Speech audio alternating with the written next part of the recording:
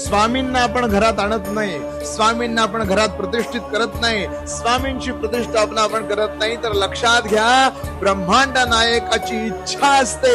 स्वामी समर्थ महाराजांची ज्यांना आपण परब्रह्म म्हणतो त्या भगवंताची इच्छा असते, म्हणून या सगळ्या गोष्टी होतात.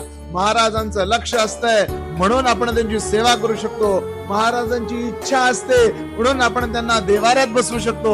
महाराजांची इच्छा असते म्हणून आपण नित्य सेवा करू शकतो. लक्षात घ्या ब्रह्मांड नायकाने ठरवलंय की कोण माझा भक्त होणार, ब्रह्मांड नायकाने ठरवलंय की कुणाचा उद्धार होणार, म्हणून आणि म्हणूनच आपल्याकडून या सेवा घडतात. लक्षात घ्या करता करविता देता न्याय करता सगळं स्वामी स्वामी स्वामी आहे. महाराजांनी ठरवलंय म्हणून सेवा करतोय, हे वाक्य आयुष्यभर डोक्यात ठेवा.